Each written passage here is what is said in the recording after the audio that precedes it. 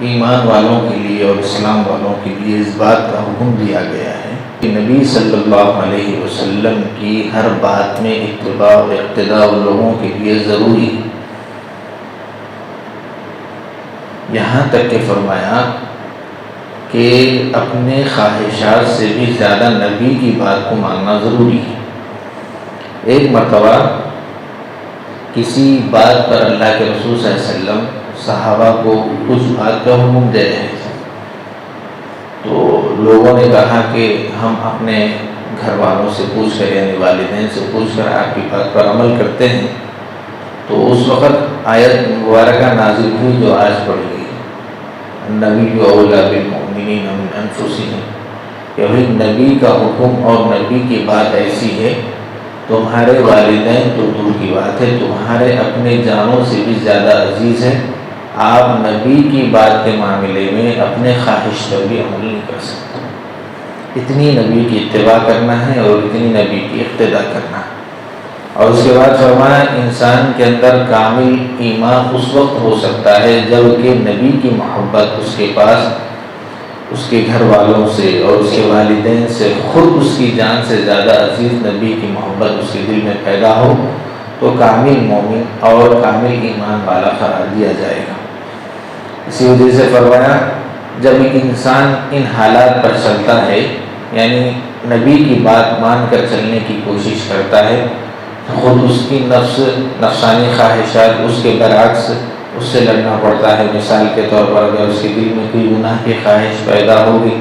نبی کا حکم ہے کہ یہ کام نہیں کرنا ہے، تو آدمی کو اس سے لڑنا پڑتا ہے، تکلیف ہوتی ہے۔ نبی کے کسی کام میں اگر اچھے کام کا حکم دیا گیا، مثال کے طور پر اگر اچھے کاموں میں اگر ہم لے لیں، نماز کو اٹھنا ہے، سمجھیے بستر پر ہیں، آرام سے نیند آ رہی، رات تمام نہیں سو گئے، فجر کے وقت نیند لگی،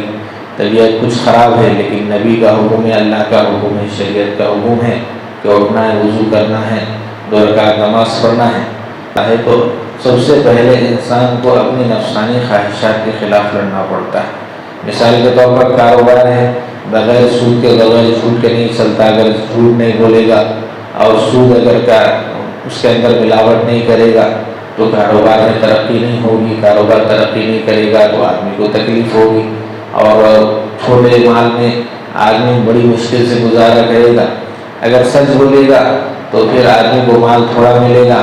کچھ دقتیں ہوں گی، تو آدمی کو سچ بولنے کی وجہ سے آدمی کو اپنے نفسانی خواہشات پر یعنی اپنی زندگی پر بوجھ ہوگا، تو آدمی کو ان وجہ سے ان وجوہات کی وجہ سے کچھ ایسی چیزیں نبی کی بات کو ماننے پر مجبور کرتی ہیں جو انسان کو اپنے نفسانی خواہشات کے خلاف عمل کرنا پڑتا ہے۔ جب انسان نبی کی بات مان کر چلتا ہے تو کہا کہ جب اپنے خواہشات کے خلاف کام کرا تھوڑا اور آگے بڑھا تو اپنے اولاد کی طرف سے آزمائش آتی ہے، اپنے ماں باپ کی طرف سے، اپنی بیوی کی طرف سے، بھائی بہنوں کی طرف سے۔ آدمی جب صحیح چلنے کی کوشش کرتا ہے تو آزمائشوں سے گزرنا اس کو پڑتا ہے، اور تھوڑا اور آگے بڑھے تو دوست احباب کی جانب سے ہوتا ہے، اور تھوڑا اور آگے بڑھے تو دشمنوں کی جانب سے ہوتا ہے۔ تو یہ تمام جھمیلے انسان کو دنیا کے اندر جھیلنا پڑتا ہے اگر اس کو صحیح چلنا پڑتا ہے۔ یہ نبی کا راستہ ہی ایسا ہے، کیونکہ اگر آدمی غلط چلتا ہے تو بھائی اس کو تو دنیا کے اندر تھوڑے دن کے لیے مزے ہیں، آخرت میں عذاب ہے۔ مثال کے طور پر کسی کی زمین ہڑپ لیا، کسی کا مال غصب کر لیا، کسی کو جھوٹ بول کر اپنے مال کما لیا، سود کا کاروبار کر لیا، حرام کھا لیا۔ بہرحال ایسی چیزیں ہیں کہ جس کے ذریعے سے انسان تھوڑی سی یہ مختصر سی زندگی میں آدمی کو ظاہری اعتبار سے ایسا محسوس ہوتا ہے کہ میں کامیاب ہو گیا ہے، لیکن نبی صلی اللہ علیہ وسلم نے فرمایا، شریعت میں بتلایا کہ بھی کامیابی انسان وہ نہیں ہے جو غلط راستے پر چلتا ہے۔ صحیح راستے پر چلنے کی وجہ سے آدمی کو کچھ دشوار گھاٹیاں آتی ہیں، لیکن وہ کامیابی کے ساتھ گزرتا دنیا کے اندر اپنی پاک زندگی گزار کر چلا جاتا ہے۔ تو اس وجہ سے فرمایا انسان کو کبھی صحیح راستے پر چلنے کی وجہ سے یہ حالات اگر آ رہے ہیں تو بعض مرتبہ ایسا ہوتا ہے کہ اگر وہ صحیح چلتا ہے تو لالچ بھی آتی ہے اس کو، بھائی صحیح نہیں چلنا۔ جیسے نبی صلی اللہ علیہ وسلم نے فرمایا کہ ہر نبی کے ساتھ یہ چیزیں ترغیب کی اور ترغیب کی پیش آئی۔ جیسے نبی صلی اللہ علیہ وسلم جب دین کی بات بتاتے تھے تو کفار کی جانب سے لالچ دی گئی تھی ارے بھائی آپ دین کی بات، اللہ کے رسول، اللہ کی بات اور ایک اللہ کی بات کیوں بتا رہے ہیں؟ اگر ایسا کام اگر ایسا کرنا ہے تو آپ ایسا کرو، آپ کیا چاہتے ہیں؟ عورت چاہتے ہیں تو ہم عورت دلا دیں گے، کرسی چاہتے ہیں تو کرسی دلا دیں گے، عہدہ چاہتے ہیں تو عہدہ دلا دیں گے۔ تو لالچ مال کے ذریعے سے آدمی کے دین کو کمزور کرنے کی کوشش کی جائے گی۔ اگر آدمی اس کے اندر جال میں نہیں پھنسے گا تو پھر اس کو ڈرایا جائے گا کہ بھائی اگر ایسا نہیں ہے تو ہم تم کو مارنے کی کوشش کریں گے، لوگ گالی دیں گے، غیبت کریں گے، بدمعاشی کریں گے، چھیڑخانی کریں گے، آپ کو دین پر چلنے کے جو راستے ہیں اس کے اندر رکاوٹیں ڈالیں گے۔ نبی صلی اللہ علیہ وسلم کے ساتھ ہوا، بائیکاٹ کیا گیا،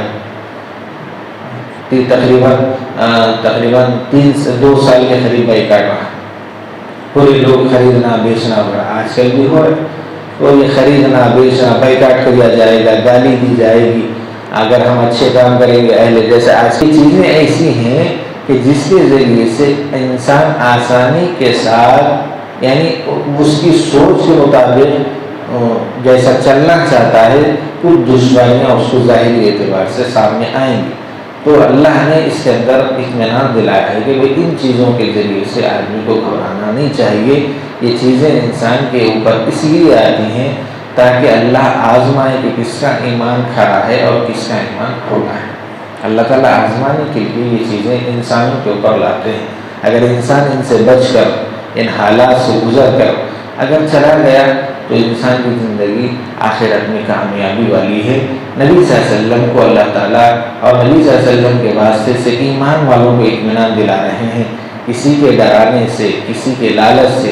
اگر انسان اپنا ایمان بیچ دیتا ہے یا انسان اچھے راستے پر، صحیح راستے پر چلنے سے ہٹ جاتا ہے تو پھر وہ ایمان والا نہیں ہے۔ ایمان والا تو وہ ہے کہ حالات آنے کے بعد یا حالات آنے سے پہلے جیسے بھی ہو وہ اپنے ایک راستے پر چلتا ہے اور نبی کی اتباع و اقتداء کرتے ہوئے چلتا ہے تو یہ کامیاب زندگی گزار کر میرے پاس بھی کامیابی کے حالت میں ملاقات کرتا ہے۔